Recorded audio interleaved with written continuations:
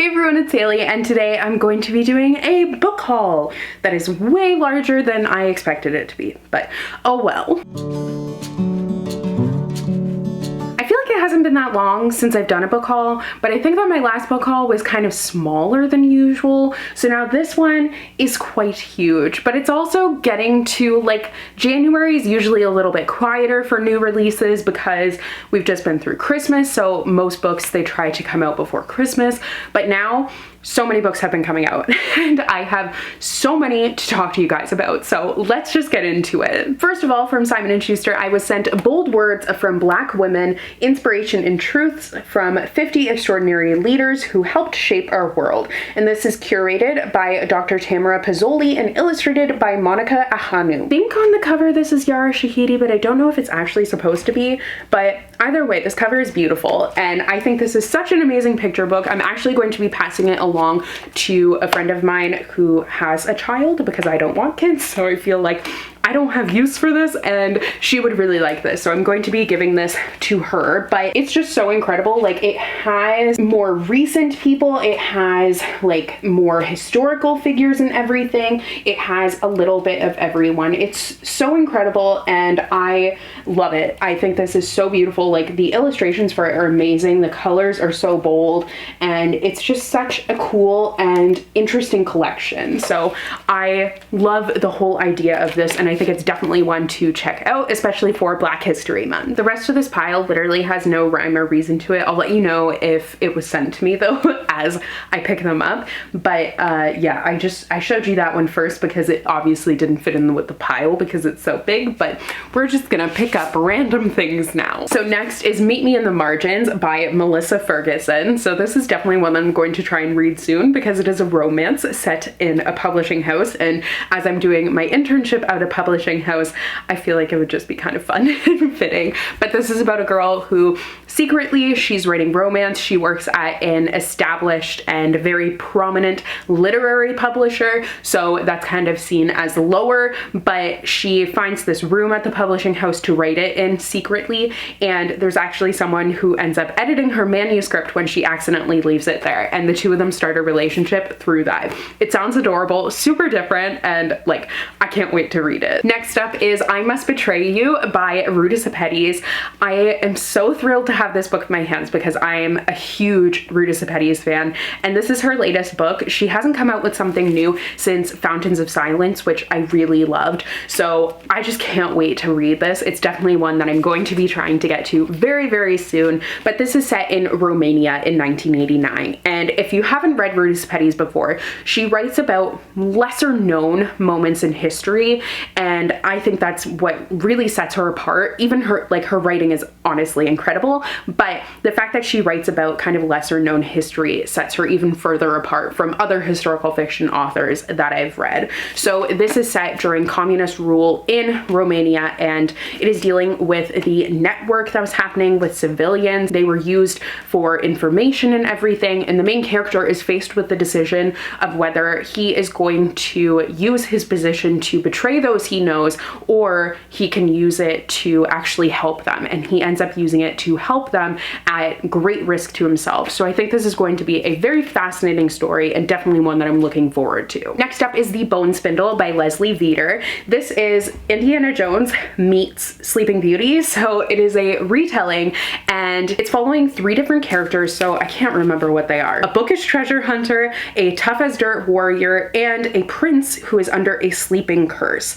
And this just is like a magical retelling dealing with the three of those characters, how their paths intertwine and everything. I believe that this is a sapphic romance, I think, if I'm remembering correctly, but either way, this cover is beautiful, the concept sounds really amazing, and like a lot of fun. Next up is Anatomy by Dana Schwartz. This book seems so interesting, and I'm kind of surprised that I haven't seen it around more. Maybe I'm just disconnected from everything though, but this is a gothic romance romance story. And it's following, I promise I'm not just gonna read the inside flap of everything, this just gives more information than I could, but it is a gothic tale full of mystery and romance, and it follows a lady who wants to be a surgeon more than she wants to marry, definitely reminding me of Stalking Jack the Ripper a little bit there. And it also follows a guy who is a resurrection man who's just trying to survive in a city where it's too easy to die. It just seems so interesting. This is set in the capital of Scotland, which I don't know how to pronounce it, and I don't want to say it wrong, but it is set there. I'm pretty sure it's the capital. I'm sorry if I look so stupid right now, but to be fair, this is how I feel when people talk about Canada, mostly when Americans get the Canadian capital wrong. So I understand if I'm messing it up, and I'm sorry. But anyways, moving on. This cover is stunning, like genius design. I'm just so intrigued by this whole story. It seems super different and definitely one that I want to get to soon. Next up is One True Loves by Elise Bryan. This is a story that it's set on a Mediterranean cruise, so like travel reads, I'm definitely wanting to read more of those lately, but this follows a girl who she is kind of struggling with all the pressure that's put on her by her family. They want her to live up to her ancestors' expectations, so she is kind of struggling with that because she feels like she doesn't even know what she wants, let alone what they want. She's going to NYU, but she's undeclared, which is like a whole big thing that her parents are really disappointed by. But she ends up going on to this post-grad Mediterranean cruise, and her friend is convinced that she's going to experience a whirlwind romance there, and she's like, no, not happening, doesn't happen for people like her. Lo and behold, it does end up happening. So traveling Mediterranean cruise, I would never go on a cruise myself because boats scare me. I used to have too much of a fascination with shipwrecks to do that, but either way, it does sound like it could be a super cute escapist read. Next up is Weather Girl by Rachel Lynn Solomon. Speaking of my fascination with shipwrecks, fun fact, I used to also have a fascination with watching the Weather Network, which is the Canadian, I think it's the Weather Channel in the US, but in Canada, the Weather Network is like the Weather Channel on the TV. So when I was a kid, I have been terrified of weather, specifically like thunderstorms. I'm terrified of tornadoes and all of that stuff.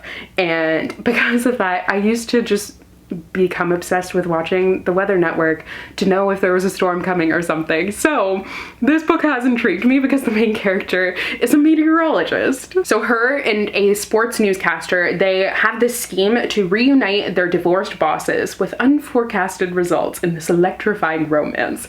Rachel Lynn Solomon is the author of Today, Tonight, Tomorrow, as well as, is that the only book that I've read by her?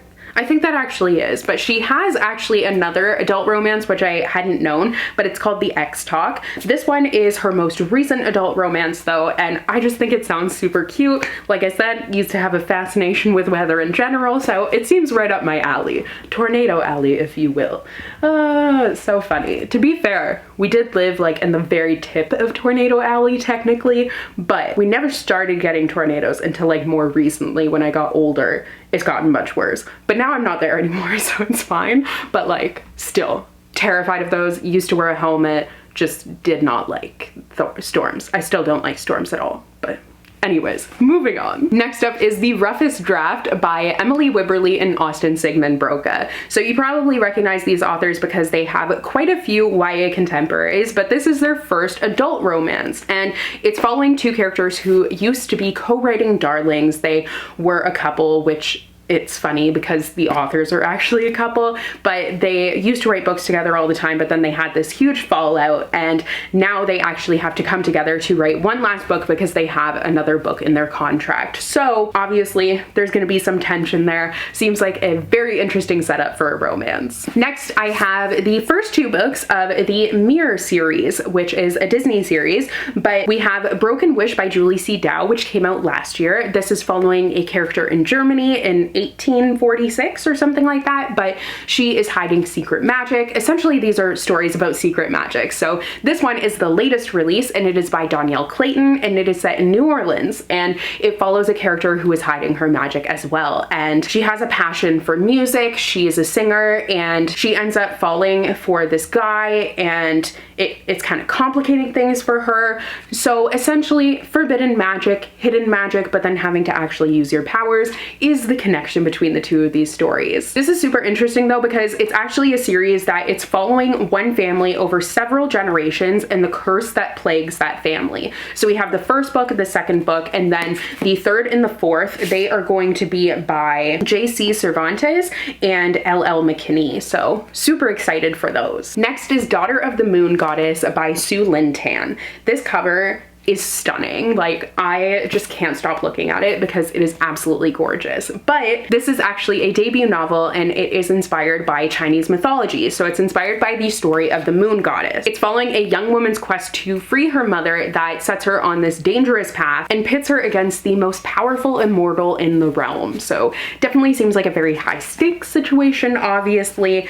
I haven't really heard all that much about this one. It did just come out recently though, but if the cover is even like half an indication as to what the inside is going to be like, it's going to be great. I forgot that I said I was going to tell you if books were sent to me, so these two were sent to me. The rest of them I purchased with my own money. So the next book was also sent to me, and that is Ashes of Gold by J.L. This is the sequel to Wings of Ebony, which I read last year and really enjoyed. It was a super strong fantasy debut, really cool story, and I am going to have to refresh my memory on what happened with that one, but I definitely want to read the sequel because it was just a very interesting like setup in the world and everything was super cool. So it's an urban fantasy because you have our world, but then there's also the other world and the main character is part god. Like, it's super cool and a different world than I've ever read before, but really well done, and I'm excited to see where the characters are going to end up. Next up is The Red Palace by June Her. I think I have another book by June Her.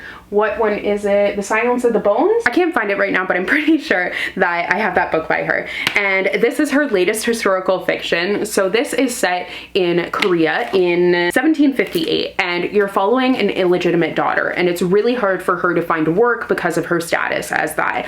But she ends up securing a place as the palace nurse. So she plans to just keep her head down, go about her business, just be fine, like not cause any drama. But then it actually ends up that her mentor and closest friend is the only suspect in the murder of 4 women in a single night. But she's convinced of her friend's innocence, so she sets out to try and prove their innocence by starting her own secret investigation. So obviously that's kind of the opposite of keeping your head down. I'm really intrigued by that plot line. I think she kind of writes more like historical fiction mysteries, which is really interesting because I haven't read very many of those, but definitely seems super cool. If you're annoyed by how much I say super cool and very interesting and I want to read, or whatever repetitive sentences I say, believe me, you're not as annoyed as I am, but I just can't think of anything else to say. Anyways, next up is This Woven Kingdom by Tahereh Mafi. This is the latest fantasy and latest novel in general by Tahereh Mafi, and this is actually the first book in a Persian-inspired trilogy, so that's very cool. In this book, you're following the story of clashing empires, forbidden romances, all of that stuff, and it's following a long-forgotten queen who is trying to claw her way back to reclaim her kingdom and save her people. Definitely seems really interesting. This cover is super pretty. It's so shiny and gold, and I haven't read a new Tahereh Mafi book in a while because she wrote new installments for Shatter Me and I just wasn't really interested in those, so I'm excited to read more of her books. Actually, that's a lie. I've read An Emotion of Great Delight by her, but I've only read her contemporary novels recently, I guess is an actual fact and not a lie. Next, from Simon & Schuster, I was also sent Long Way Down by Jason Reynolds, and this is illustrated by Danica Novgorodov. So this is actually the paperback copy of this graphic novel adaptation. I have the hardcover copy, but now the paperback is out, so definitely check it out because it is incredible. This book is incredible in general, but like the addition of the illustrations just takes it to that next level, which is a pun if you didn't know because it's actually set on an elevator. So this is following a young boy whose brother has just been murdered, and he is going down the elevator with a gun trying to make the decision of whether he's going to avenge his brother's death or not. And while he's going down, there are all sorts of different people coming on the elevator, people from his past and everything, who are coming on and talking him through this decision. So it's really interesting. It's a super quick read, but it's incredibly impactful, definitely one that you won't forget. And like I said, the illustrated version, like I think it's totally worth it, and I really loved it. Next, also sent to me by Simon & Schuster, is All the Right Reasons by Bethany Mangle. So I actually had never heard of this book before receiving it, to be honest, but when I was looking it up on Goodreads, it sounds like something I would definitely love, because it's set on a dating show, but it's a dating show for single parents. So the main character, she goes with her mom there, and she ends up falling for one of the other contestants' sons. And I just think that sounds so cool. Like, I love the idea of it being set on a reality TV show.